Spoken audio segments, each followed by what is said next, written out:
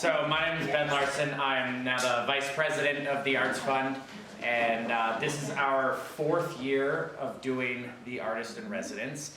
Christine has really lived up to the previous artists who have been really good. So thank you, especially with how difficult it was. You were last minute, and it worked out really well. And Matt, thank you for hosting her. All last minute, yeah. We've been really excited. As I said, this is our 4th year hosting the Artist in Residence. Every single one has been awesome. I've been a host, and so we will be doing it again next year, and hopefully the years after that. We've been doing quite a few projects. Most people here know the Arts Fund, but if you don't, we're the 501c3 nonprofit. We've been going since, what, 2007? 97. That's well before my time. We've done everything from arts programs, the Arts Fest, the Vintage Market. We've branched into historical preservation work and also now music. We're doing the songwriters events, the next one being September 9th, which should be a good time. So we have a pretty wide range of arts, all the arts fit in, and we will continue to be putting on these events as we go forward. So over to you.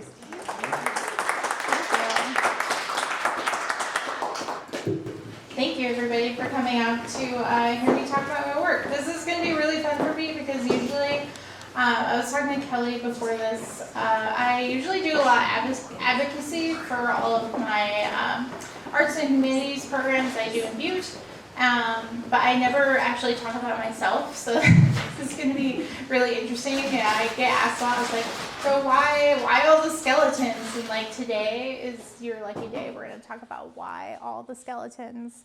And so, yeah, thanks for coming today. My name is Christine Martin. And I kind of wanted to give you guys a little background other than what Kelly read in my bio. You know, I grew up in Pittsburgh, and have any of you been to Pittsburgh at all? Oh, yeah. So Pittsburgh is a very industrial area, and for a long time, it was considered to be one of the dirtiest cities in the United States, and that was because of the pollution from steel mills, and coal being burned in the area, and the air was so terrible that, you know, like this is a more recent picture, but like the air was so bad that, you know, this is a modern photo, and then this photo is so blurry, not because it's a bad photo, but because that is the air quality from all of the factories and the steel mills. And so there's a lot of pollution in Pittsburgh. Turn of the century, even up until like the 40s and 50s, and even later. It wasn't until the establishment of the EPA that cleanup really started to get serious in Pittsburgh. And you know, there's been a lot of long-term consequences for people living in that community over a few generations. And you know, Pittsburgh is also a place that's experienced a lot of economic hardship, which is very similar to the trajectory that you see here in Montana, especially with the collapse of copper mining in the 80s. You know, Pittsburgh went through something very similar, along with a big chunk of the East Coast that we think of as like the Rust Belt, with the collapse of the steel industry. And so, growing up in Pittsburgh, I was born in Pittsburgh in the 80s, early 80s, and then, you know, I remember when the last steel mill was operating in Cleveland, LTV Steel, where my grandfather worked as an engineer, and I remember when that was closing down in the early 90s, and I remember being like a little kid and understanding that that was going to change a lot of the trajectory of like a lot of people's lives in my community, just because you could just look around at the adults in the room and you knew that it was really bad and that like it wasn't going to come back because they let all the mills shut down all the way and people are just out of jobs. And so, you know, growing up around all of this and getting to Butte, you know, people are like, well, why Butte? And Butte actually feels like home to me in a weird way. Yeah, it's like the west version of Pittsburgh, just very tiny. In comparison, it's not a couple million people, it's like 36,000 people. And like some of these photos, like I could have taken this photo in Butte, you know. But this is in Bellevue, in Westview, where I grew up in Bellevue.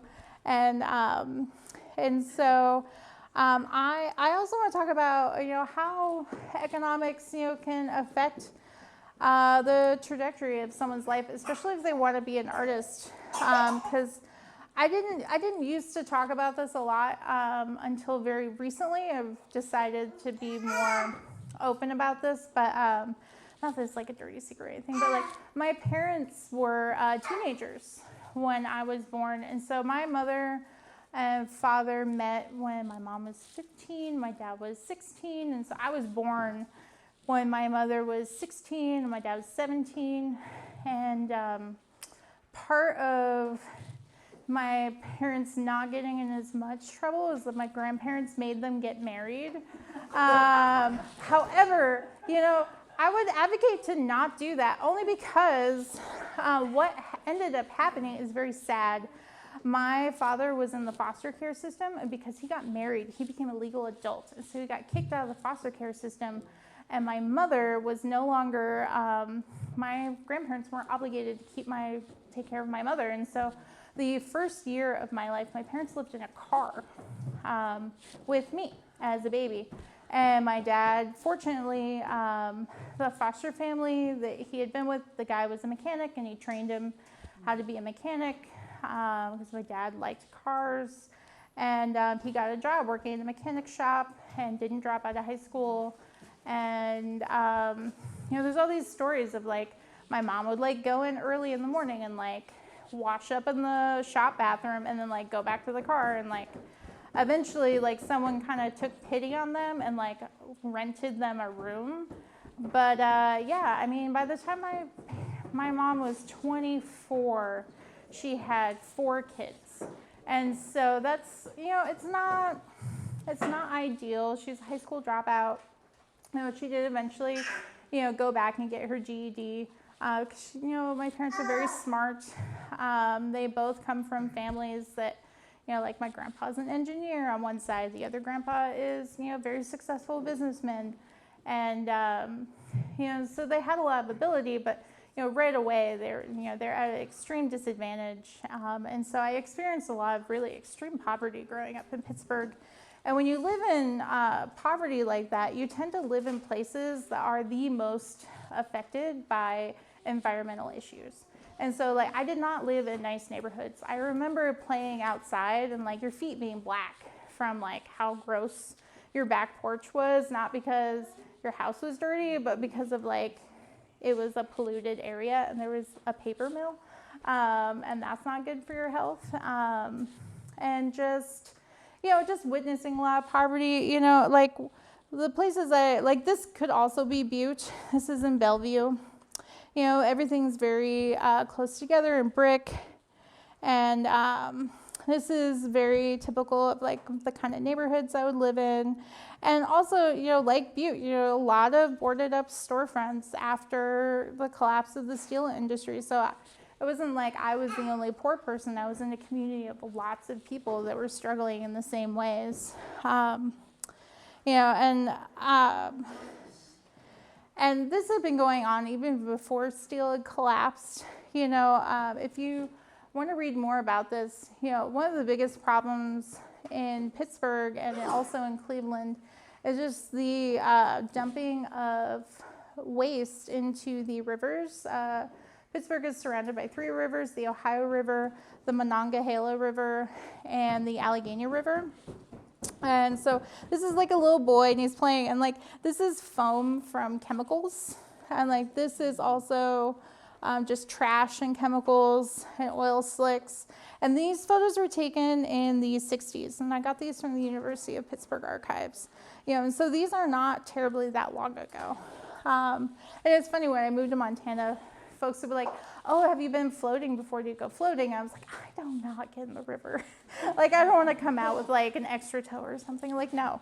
Like, you don't eat, it's not like around here where you like go fishing and you like eat the fish. Like, I would not eat anything that came out of that. You know, like I would never eat the fish. Same with people who like fish in Lake Erie around Pittsburgh and then they eat the fish. I'm like, no.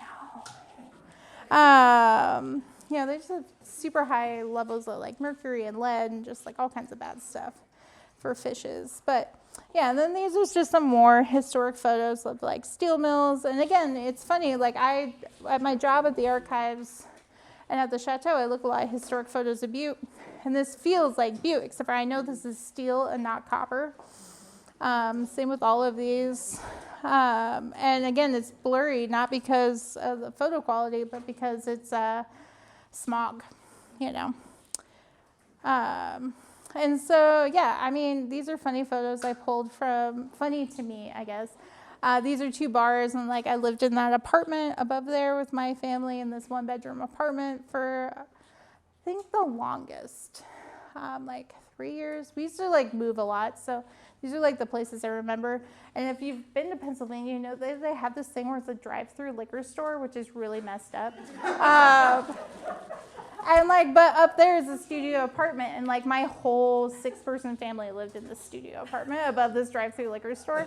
And so like I was like just curious if it still existed, and I was like exploring my old neighborhood on Google Maps while I was here. I was like, oh my God, it's here. I'm screenshot that. But anyways, so like, I don't know. I mean, it's just, you know, these things, you know, are important to, when I think about my work in a larger context, is why I bring all this family history up, because one of the things I took the time to do during this residency, which I normally don't get to do, is really reflect on why I'm drawn to the things I'm drawn to.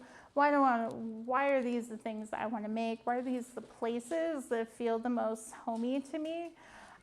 Which, you know, why do I show up in Butte, which is great, you know, don't get me wrong, but like I got there and I was like, I love this.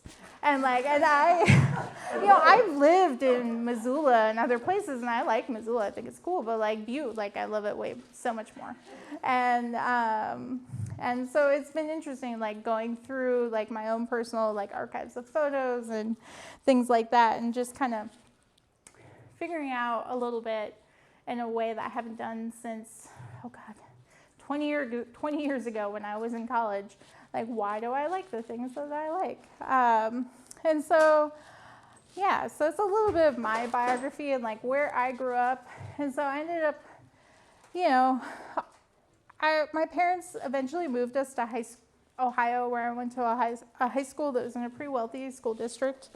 They were very strategic, which I'm very grateful for, because it wasn't like we had money. Like, they just rented a really crappy house in the school district so we could go to like a really good school, and which I'm forever grateful for, because I got access to things that kids don't get sometimes when you live in a poor neighborhood in Pittsburgh. Like, we talked about how to fill out financial aid paperwork. You know, which you don't think is, like, you think everybody does, but it's not true. You know, my brother lives in Dallas, Fort Worth, and their neighborhoods were like, they just don't want to tell kids about financial aid. They just assume they're not going to go to school, and so they just don't tell them that you can apply for federal aid.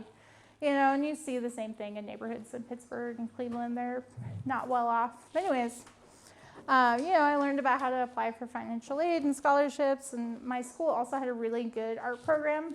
And I was kind of picked on because I was a weird kid with like weird clothes, and in a wealthy school with kids who had like their parents' BMWs. So I just basically hid in the art classroom all 4 years of high school and like drew a lot of skeletons. So these are funny because I am a hoarder of my own art, which is amazing because I've moved so many times, and I used to drive a hatchback, and basically I moved to Montana with what fit in my hatchback. And like I still kept like my old portfolio cases of art. And so this is stuff I made as a teenager that I still own. It's in my flat files at home. And so yeah, I made like a big creepy skeleton. I would like do all these skeleton studies, and I would like, oh my God, there's that bad fantasy artist Brom, and I would like draw his creepy monsters and I'd draw my cats. I think I'm like 14. I think. I was checking the dates in these old sketchbooks I still have. Yeah, I went through a real weird Japanese Miyazaki phase when I was like 15. Drew a lot of garden gnomes, you know. Kids are weird, kids are weird. And so I did all this weird stuff, as you do. But it makes sense because I become a teenager and all my friends are in punk music and they're mad and they're angry about like the world. You have to remember too, I'm like going to high school when September 11th happens and the war in Iraq is starting, and like my brother goes to the Middle East, my younger brother eventually, and so very specific point in my life was just like very mad, very much like, yeah, the dead Kennedys are absolutely right about everything. And then, and so I was like a weird art kid, and so I made a lot of posters for punk bands. And I really think this early stuff I did, the reason I like to show is, one, it's fun, but also it makes my aesthetics make sense. Like I realized I've never really stopped being this kid who just wants to Sharpie skeletons on everything. And so like, yeah, the Misery Jackals are funny because they're friends of mine that eventually became lawyers. And their favorite thing to do is to sue cops for doing things they aren't supposed to be doing. And it's like the most punk outcome I can think of. They're like, yeah, they shouldn't have gave you that ticket. They were in the wrong. They broke the law. And like, so yeah, those guys are great. And like, I made them lots of posters. Yeah, a lot of weird posters. I think Smokestack actually moved to Montana. I met him out here a couple years ago. Yeah, I was like, how did you end up here? The first time I made friends with you was in Akron. But yeah, I know, the punk world is kind of a small world. So yeah, anyways, so like this kind of like weird goth aesthetic. And I will say, since you guys know who Smokestack is, he requested specifically a catfish smoking a cigar at a bus stop. That was like a very specific image request. And so yeah, I would just like, this is old school, so I would just pen and ink this and scan it and throw some text on it, and we'd make Xerox copies for shows. So that kind of early, that early like DIY, where like all your friends are artists and musicians and nobody has any money, I think that really influenced how I approach things now. And so I think it's important to talk about. Oh, you're fine.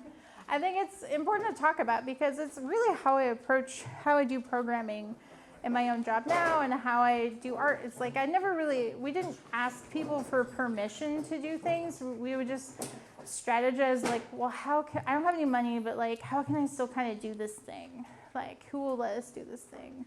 Like, and we just like make our own posters and our own zines and just try and do everything for really cheap. And I think those skills like really serve you later in the arts, just being willing to like put in a lot of extra effort to make things happen. So I think that also feeds into this next stuff that I'm going to talk about. And then weirdly, when I first moved to Montana, I moved to Anaconda first, of all places, but I really love Anaconda. I made a lot of friends there, still have a lot of friends in Anaconda. My partner is from Anaconda, and I drew this in Washoe Park in like 2006 when I first got here, and I love the landscape here. And I will say that I was so enchanted by Montana as growing up in a city where everything's so loud all the time.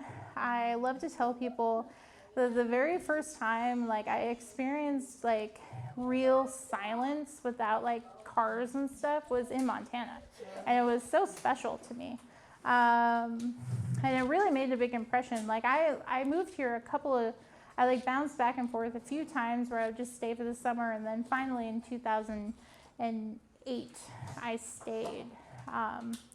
And I just kept coming back, and my friends back east were like, why are you so obsessed with Montana? I was like, I don't know how to explain it. Like, it's just really nice. And and so I want to talk a little bit, excuse me. I hope I'm not going too fast, but trying to be mindful of everybody's time. So I made a lot of slides. So what I do now, I've showed you kind of what I used to do, and now I'm going to talk about what I'm interested in now, and I hope that it makes sense why I brought up all of that history. I'm a printmaker. I didn't come to printmaking until very recently. I took a printmaking class at the University of Montana, and I became obsessed with printmaking immediately. Like, it just took one class, and I was like, oh, this is it. Because I kept trying to like be a painter, and I still kind of paint, but like my paintings end up being more like a very elaborate drawings. And printmaking is all about line work, and I love making every teeny tiny little line. I love carving. I find it to be very soothing to just make a big pile of wood chips. And so prints start out, I design a block, and I brought a bunch of blocks here so you can kind of see them. So this is a Raven block. So I pencil in, kind of rough it in. I'll Sharpie it, the final design, and then I'll do a wash of acrylic. And I do that acrylic wash so I can kind of see what's going to happen when I'm printing. It helps me make judgments about the value I'm going to give certain lines in the design and whether things are going to pop forward and fade into the background enough. And give it that nice graphic effect. I like it to have that kind of pop art look a little bit, I guess I would say. I want it to have that kind of like edgy feel of like Sharpie punk posters. And then you apply a layer of ink. I work generally in my studio in Butte. I have big glass top tables at the Art Center. And so the whole tabletop can be an inking surface. And so you'll make a nice layer of ink. You'll roll your ink across a block. And so you get good and inky. And then you put it on a printing press. And so this is my press I loaned to the Imagine Butte Resource Center. You layer it underneath these felts, and then that's a steel roller. And then you put the felt down, and then the roller creates pressure across the block to print it like a giant stamp. While I was gone, my partner is funny. He was like, I bought something while you're gone. I was like, oh yeah. He was like, I bought a 3D printer. And I was like, I guess. And so he spent my entire residency also playing with a 3D printer. And I teased him. I was like, oh, you had a residency too. And he made me this little printing press, and it actually works. He printed this. You guys can look at it later. But I think that's his way of being like, I may do something with the thing I bought. So I have a piece of Sheena, which is actually a printmaking plywood in here, and I could carve this and actually print in this. It does work. It's printed from something called the Open Press Project, which is a really cool website, and it shows you how to make your own presses. Because I will say presses like this, if you bought one brand new, they tend to be pretty inaccessible. And I was really lucky with this press. I met someone who wandered into the Art Center who was looking for someone who might want his press because he needed to sell a house and there was press in the garage and it was in Idaho and he just needed to go away. And so I got a sweet deal, and I got basically a $15,000 printing press for not that at all, practically free. And so I carted it from Idaho to Butte. This is a Griffin etching press, and it was made fairly recently in 1984. The other presses in the studio tend to be more turn of the century or late 1800s, some of our letterpress. So this is a really nice machine. I really like printing with it, and I'm happy to loan it to the Art Center because members of the community can also print with it, because I think it's important to share tools and knowledge so that it's not just locked up in my basement. I'm the only person that can benefit other people too, as part of my ethics around art making and tools. But anyways, so you pull it through there, and then you end up with a print at the end. And so that's why I like to bring these blocks for everybody to look at, because you can see that it's a mirror image. Everything that you see that I have out there, all printed pretty much this way. You can also print by hand. But I like the etching press. It's very precise.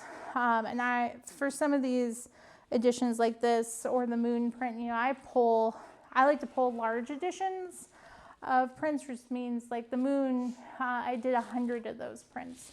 And part of that is because of that childhood that I described to you, part of my ethics around selling art is I think it's really important that if you're able, you should try to make it accessible. I have a strong belief that people like myself, well, I am not a wealthy person. I work for the local government in an art job. Like, they barely want to pay me, but I think they like forget that I work for them, and like that's why I've been safe so far. Like I try to keep things like $100 or less, and by doing a big edition, it lets me make a really pretty thing or something that someone would want. But I can price it in such a way, it makes so many copies where I pay myself a fair wage, and I document all the hours I spend and all my materials. I get paid, and then people can have art, because I think it's important that art belong to everybody. Everybody should have art, real art in their house. It should be something we all have if we want. It shouldn't be just like a luxury item. That's not true of all artists. Like, I recognize that paintings, you make one, and there's like a lot of time that goes into a painting, and you only get the one. And part of the appeal for me with printmaking is that I'm able to make multiples. There are also individual pieces of art in a way that just like paying a printer to like make prints of a painting is not to me. And so anyways, it's just like a little bit around my ethics around art collecting, and I think it influences a lot of what I decide to do. And this is another process photo. So I live by this walking trail, and I took these. It was this really early winter morning where it was really foggy, and I kind of looked up at the M Hill, and I was like, oh my God, it looks so cool up there. I'm just gonna drive up there. I'm gonna see what it looks like. And every day, like obviously I'm very bird obsessed, if you haven't noticed, and all of the ravens in town that like are to roost on the head frame, they do this thing where they hang out on the M Hill, and then they also, I think a big group of them like go to the dump and then like come back. And like every evening at sunset, they're always like circling the hill, and it's a little apocalyptic looking, a little weird, but I think because they do it pretty consistently, like right at sunset, you're like, what are they doing? Anyways, I'm sure they do. They peck at them. They're so smart and naughty, and they love to ride the updrafts. Anyways, I went up there, and there are all these ravens like playing in the fog, and I got some good photos, and then it inspired me to do this print. And so I brought the print with me in the block. So that's the print in the block. And then part of this project was a book cover for 3 Seasons of Winter, which is for Dear Butte, which is an artist residency program in Butte for writers in Walkerville that Christy Hayes, who performs here all the time, you should know her, she runs that residency. And so, yeah, I did that this spring. That's a pretty new project. I think that book just came out in like June, and I printed this print in March, so it's pretty recent. But yeah, so that's kind of like the process. Like I'll take photos and make sketches, kind of visualize what I want, and then mock it up on a block, carve it out, print it, and then sometimes maybe it'll be a book. This is another example of a block where I've drawn this kingfisher, and then I printed it on a mulberry paper, which is a printmaking paper. It's handmade. And I have kind of a couple of rules around doing wildlife art, so it feels less, I don't know, like gimmicky to me, I guess. I don't know. I have some hang-ups around just doing I don't know why I have to have rules about it, but I do. And so I choose to do specifically like animals that are native to Montana. And up until like this week, actually, like I had a very strict like no fish rule. And I still haven't broken my no elk and no bison rule, but like I did do grayling because they're threatened in Montana. Grayling are having a really hard time. And actually a lot of fish are having a lot of time in Montana. And so I've been considering, there's that does water conservation. So I've been considering doing some fish prints for them, for CFWEP. And so anyway, so I did start a grayling, so I'm kind of breaking my no fish rule, but more because I'm like upset about the river right now. And so yeah, so I do some wildlife work, which, you know, I just briefly want to mention, like, I had this funny conversation once, like, I actually wasn't even a conversation, it was like in a classroom setting in college where someone was like, you have to decide between craft and art. And I was like, I remember even then being like, what?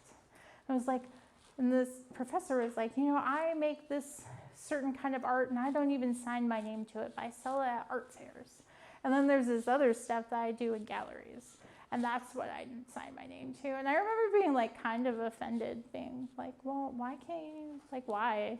Like, you should be able to do both and it's fine. Like, I don't think we need to be like a little snooty about it.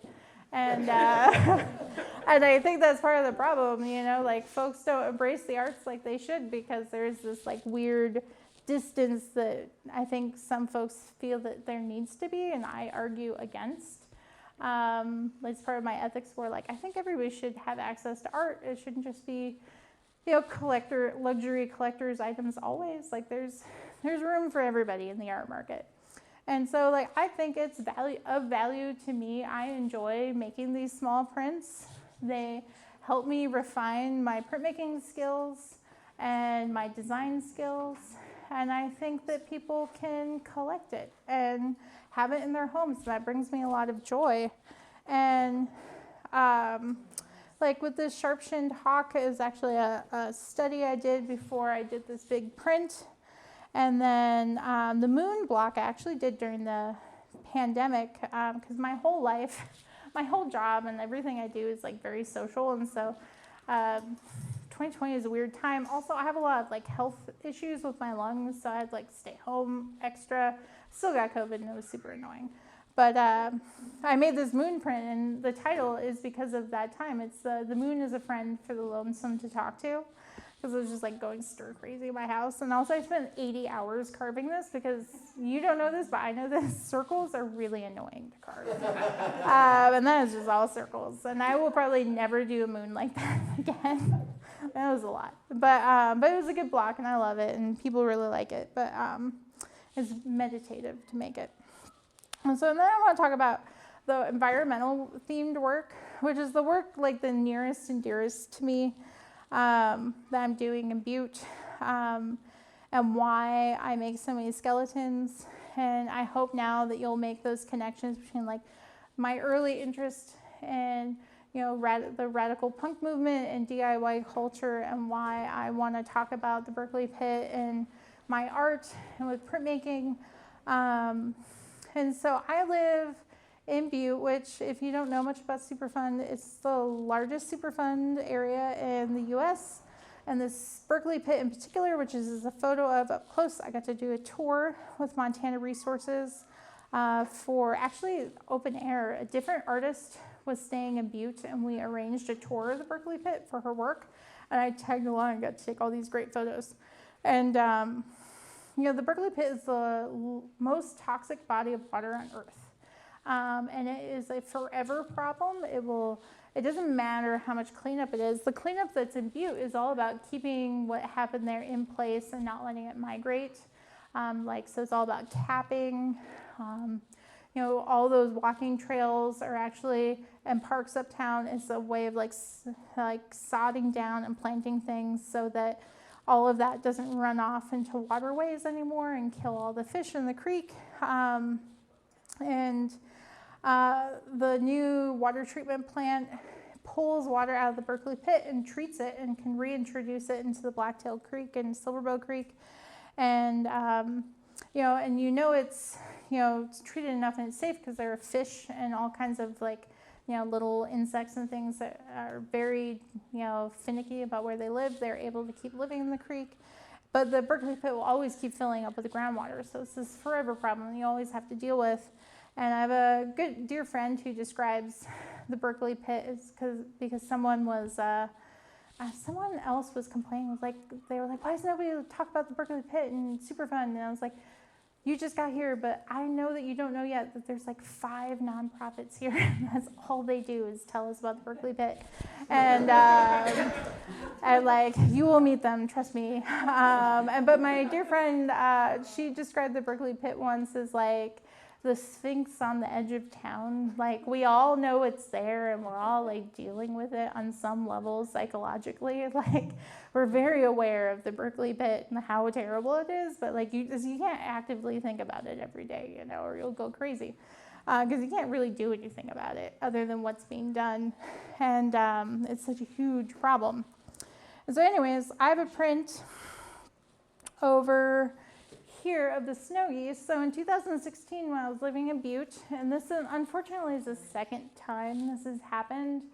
I was living in Butte, and I was actually outside the night this happened. A big flock of snow geese was migrating, and the mitigation that they have in place to haze snow geese and other migrating birds away from the pit so they don't think it's a safe body of water failed because there's a big storm coming in. It was snowing and there's a big inversion happening, and all 3,000 snow geese landed in the Berkeley Pit.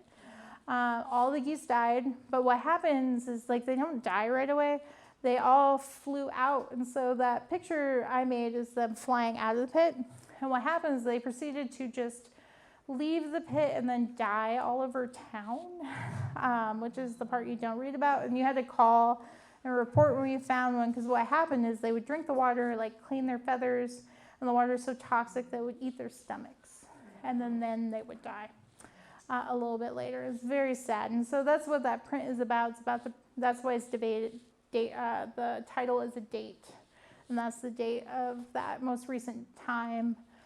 I believe it happened a different time in the late 90s, but it was not that many geese. That was the most geese, was this most recent time. And so this is the shack, the infamous shack. And that's where the wildlife biologists hang out and get paid by Montana Resources or I think it's Montana Resources. I'm not sure which department they fall under. Yeah, okay. And they haze birds out of the pit. You know, they scare birds away with sound.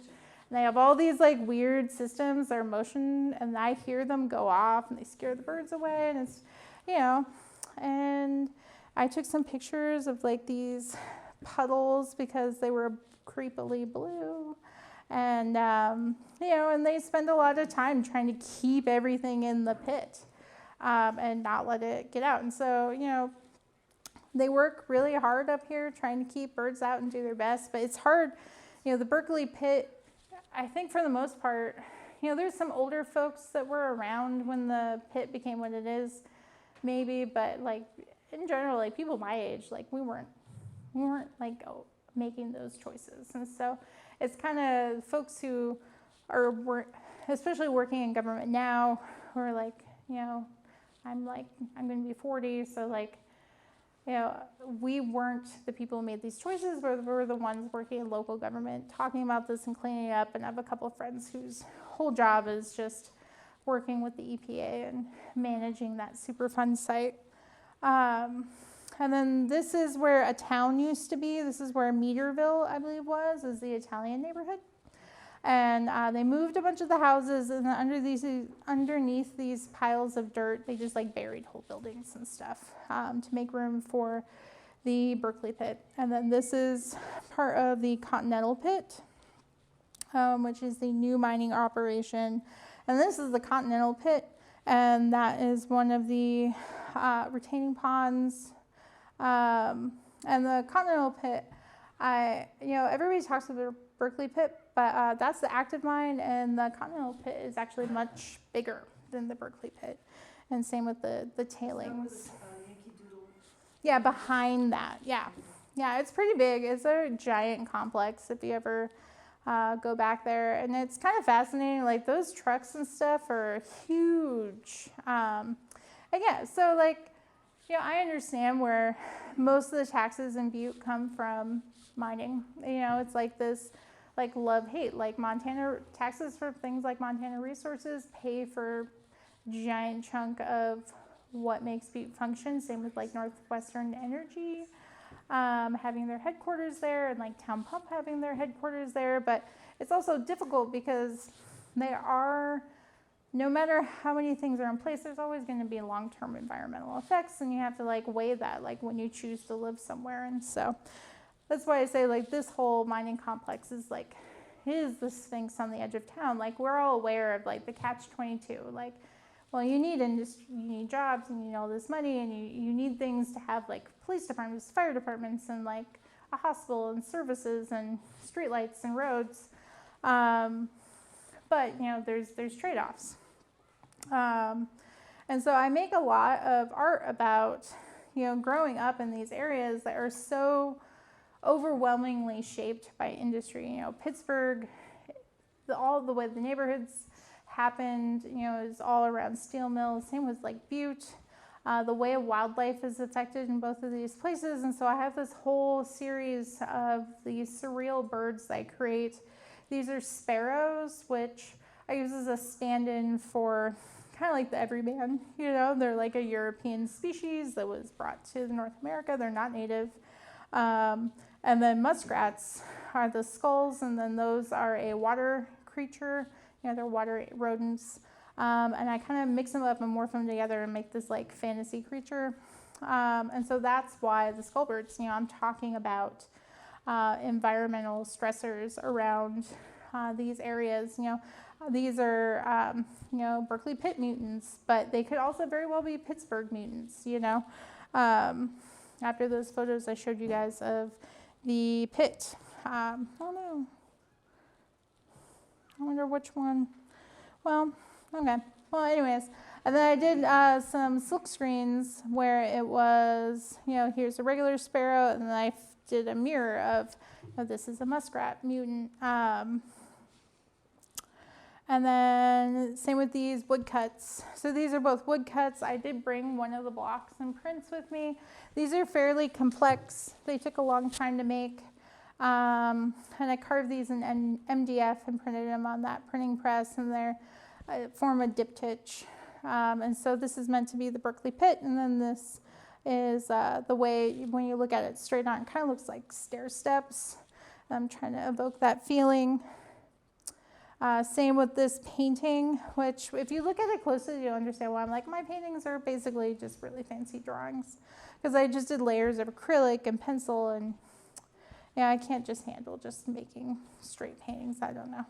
I'm incapable. But again, in the background, you know, you got the Berkeley pit, and I did cormorants, and I stuck wood cormorant skulls with these ones. I did this woodcut, this lino cut actually while I was here, and I've been calling these Berkeley pit sentinels, these fishing birds. I did a bunch of sketches of them last time I was down at Quake Lake on the way to Yellowstone. There's this dead forest in the lake, and the cormorant, I saw a flock of cormorants in it, which I thought was really weird.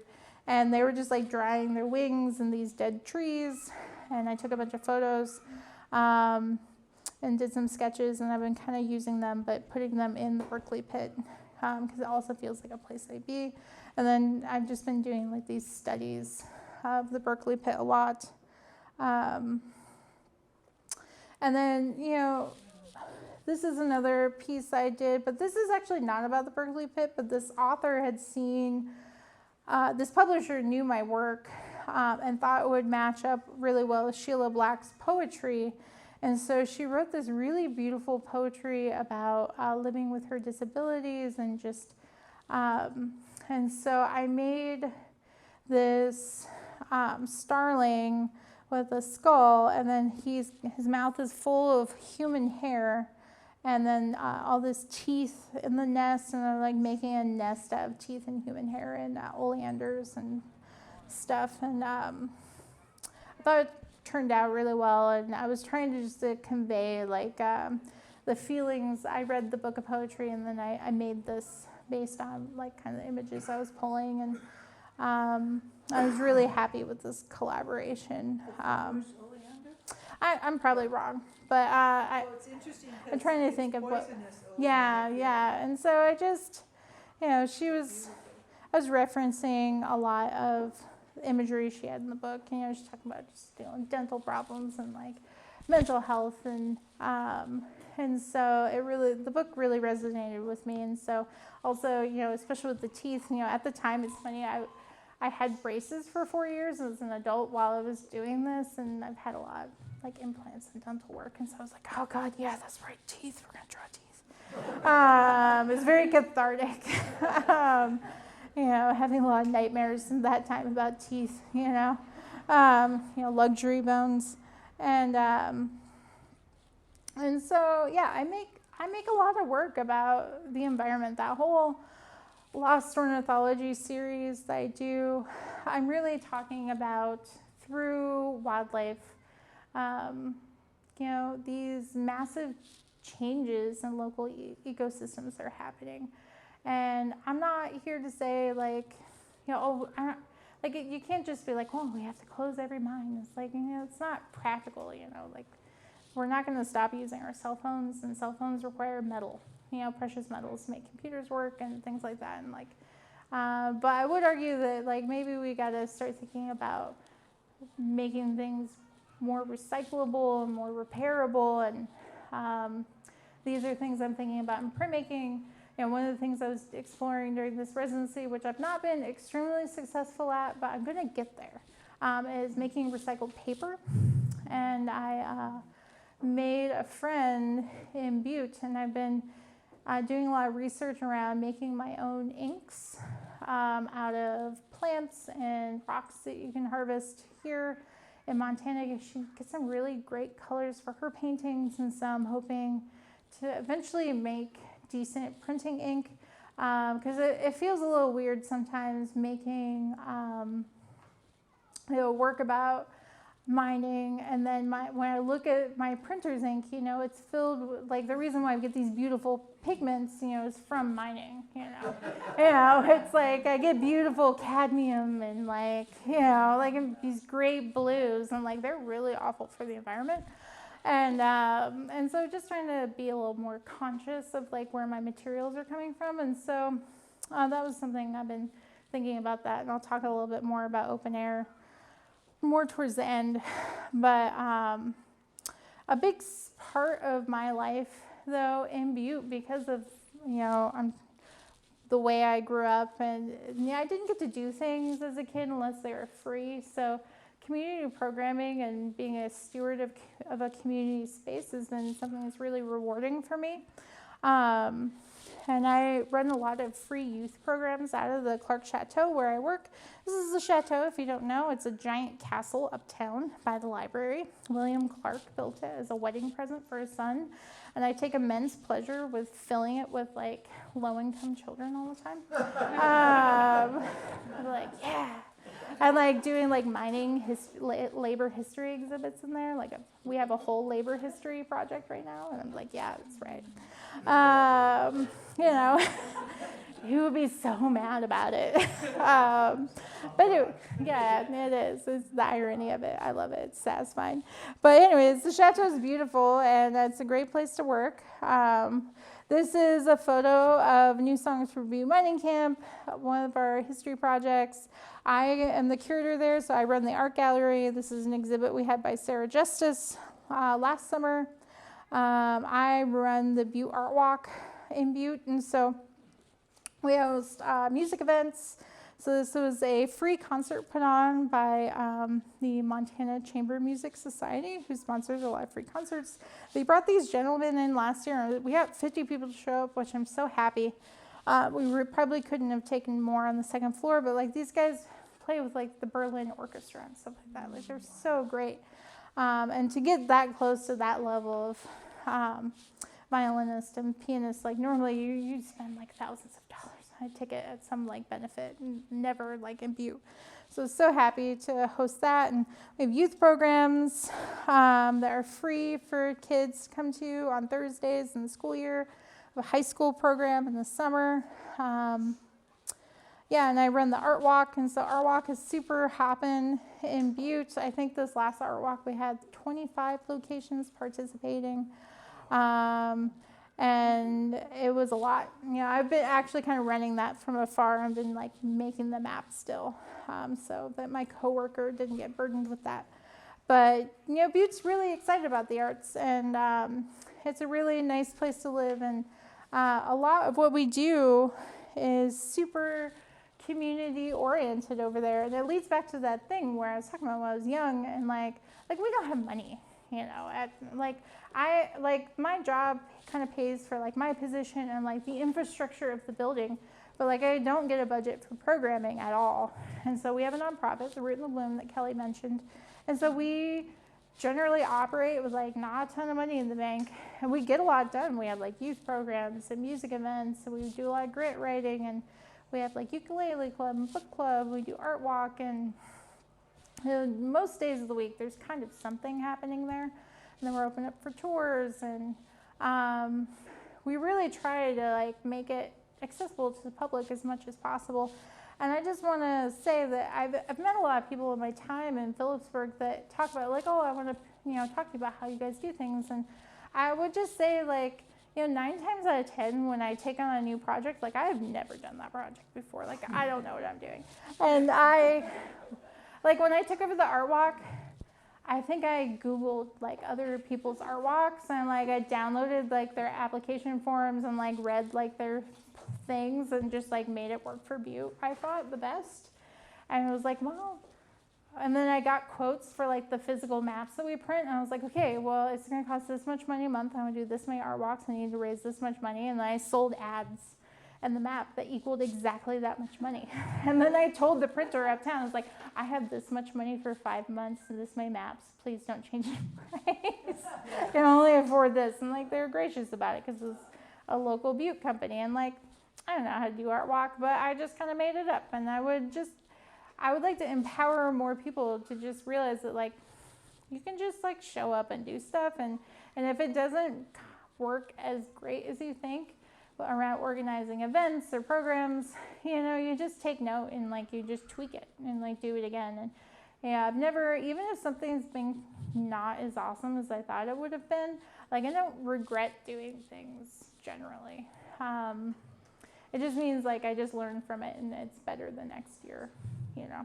And I think it's just a good mantra to live by. It's just like, you just do it, it's fine, you know. And if it's not, it's still kind of fine. You still tried, you know. We're the same way. This is the open Imagine Butte Resource Center. This is the print shop where I print in. And we're the same way over here. We're very like do-it-yourself. Like we only have, I'm a board member, but like we only have volunteers there. Nobody gets paid. We team up with Nan, who owns the building, and we have got like a sweet deal on the space and the art gallery, and we all just love having a community art space. So we all just like find people who also love that, and we all just volunteer. And if we get a little money, we can pay somebody great. You know, that happens sometimes if we get a grant, but a lot of times we just make friends with people who have tools and things they want to share, and it works out, you know. And that's kind of like our whole philosophy with this.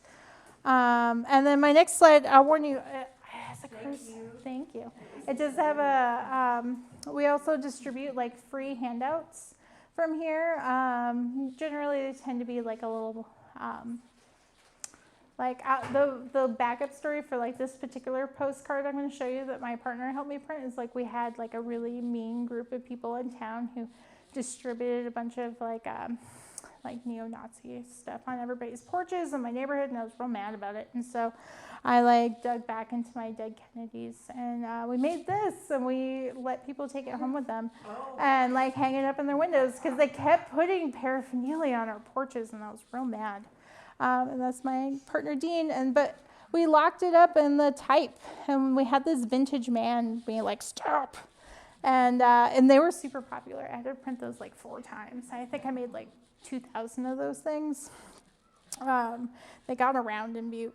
But yeah, I was proud of Butte that day. They were so popular. I was like, yes, thank you for taking those. But yeah, you know, I just want to say that like, you know, I wanted to share that with everybody because that is a conversation I've had over and over again with my time here with the open air. Is just like, oh, well, how do you guys do stuff in Butte? And it's like, well, we just kind of do it, and it doesn't always work, but like most of the time it does. And I think people remember the times more when it worked, and they don't notice as much as you think when it doesn't work out, you know. They're just happy you did something usually, especially in small towns. And so I really enjoyed my time here. I did a lot of bird watching. I was watching these hawks. You guys live in such a pretty place over here, and I was so happy and grateful to spend more time here. I did a lot of walking while I lived here. I like to walk to the school. I took this great picture in the school of all the teachers that they have hanging on the wall, and I was like, oh my God, this is amazing. And I found out that my partner's mother went to 3rd grade here, and which I thought was really sweet. And I knew Dean's grandparents are buried over here, and so it was kind of fun, looking at some of the history stuff, and also learning about the history of mining here. And I also basically lived in a sculpture, if you know Matthew. So that was pretty nice. I lived in a sculpture, inside of his art. I felt and so that was pretty idyllic. And there are all these rabbits that live in the backyard right now, and that's why I made a little rabbit block, because I was watching the rabbits all the time. I was I'm gonna make a rabbit to honor these rabbits. And then I had a studio space given to me in the school, which was really nice. I didn't realize how old the school was here, 1896. Where is the school? Right up there, up the hill.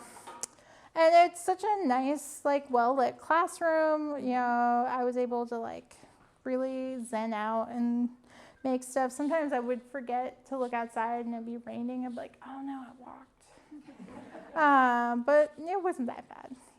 It would stay nice and cool in there. And I don't know, it was a really inspiring space to be in. I was really grateful for my time. I also met Jim, who we were talking about printmaking. He had all this type and storage. And I was like, we are going to print with this. And so we actually used Jim's type for the printmaking workshop here. Yeah, we printed on it, and it had been just in storage. And who knows the last time it got printed with. That was really fun. Wood type, I encourage you, if you ever find it, nobody makes type anymore, hardly. There's Hamilton wood type in a couple places, but the big foundries are all gone. And so type is very precious, especially to printmakers and institutions. So if you own a bunch of type, or you know where it's at in storage, please save it, because people aren't making it. And so it's valuable. It's value as a tool. And once it's all gone, it's gone. At a certain point, it's going to be all gone, and that'll be a sad day. Especially this wood stuff, if it's not stored properly. There's a lot of great fonts. Anyways, I always like to advocate for type, because, I don't know, it makes me sad when I see it become not type anymore. I watched a bunch of bats outside of where I was staying too one night, and so I made a little bat block. And then I taught this great kids camp. And we made these with foam, and these kids were so excited. There were 27 kids. I taught them a printmaking project. This 8-year-old made me this sweet tarantula, and he gave me one to keep, and I was just like, oh. Yeah. So you just get that cheesy foam that you can make crafts out of, and then we use chopsticks, and you just make pressure, and then you can use an ink roller, and it makes a stamp, and you don't have to give the kids knives, which is ideal. And you still get these nice clear prints. And so I've done this project with kids in Butte before, and so it was really fun to do it with a big group. And they were really engaged, and we talked about art. I talked to them about Kandinsky, and I made them listen to music while we made drawings. And I was like, think about what the music feels like and draw it. And they were really weirded out at first, but they got into it. And so, anyways, that was a really fun day. I like sharing art with kids, and we talked about movement and color and emotions and Van Gogh. And then we did printmaking projects. And it was a good time. I always enjoy making art with kids. They always have the best weird ideas. They have no filter. They have they just make whatever it is they like. And also I'm a little biased because they tend to be my biggest fans, of my skeleton stuff. They're like, yeah, I love it. Whereas I have shows sometimes where people are like, oh, but kids 10 out of 10 always are excited about skeleton birds. So. So yeah, anyways, I did teach a lot of workshops here, and it was a lot of fun interacting with here in the community, here with folks in the community, so that was great. And then lastly, I just wanted, I took this last week actually. It was a really pretty sunset. I took a drive down Rock Creek. But I just wanted to say, like, you know, how lucky am I to get to spend all of this time here in Philipsburg and get to meet everybody here and make art. And it was really a gift. It was a gift of time that I don't normally get in my everyday life. Usually it's, you know, I'm at work all day and art kind of happens after hours.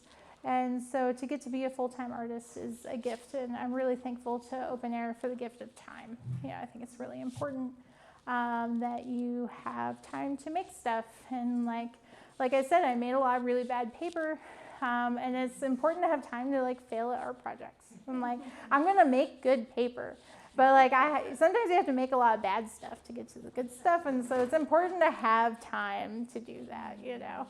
It's like learning an instrument or anything you do.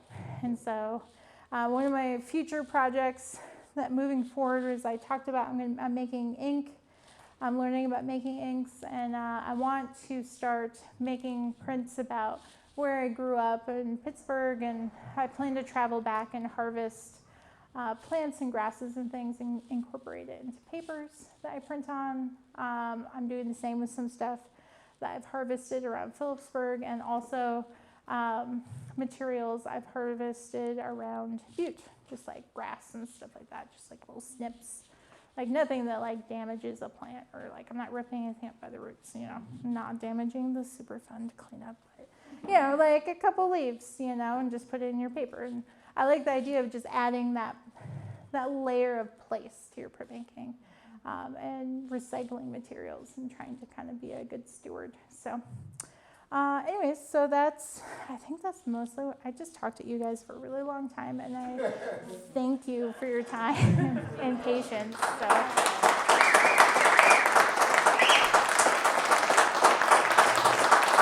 Do you guys have any questions? Do you have any questions for me or concerns? Or Does everybody know who the dead Kennedys are? I hope so. Yeah. I know, like you're, yeah, you know. I know, it's funny. It's like you're a kid and you're like, you listen to the Dead Kennedys first time, you're like, yeah, they're right. And then you're like, you get older and you like go to school and you're like, oh, okay, I guess there's more complex social systems in place and like it's a little more complicated. And then like lately now I'm just like, yeah, no, actually Dead Kennedy's absolutely right. I'm so mad. So mad, they're right. I was right when I was 15. But anyways, yeah, I hope most people know. Have you made a fish skeleton yet? No, I haven't made any fish skeletons. No. I feel like I know. Like I just. skeleton mouth. Oh yeah, bird mouth and then like fish body. That'd be kind of weird. No fish. I know. I did make one fish though. I made a grayling. Body with a fish head. Yeah. Yeah. No, I've never made a fish skeleton, but there's no. I mean, I already broke the rule, so it's like.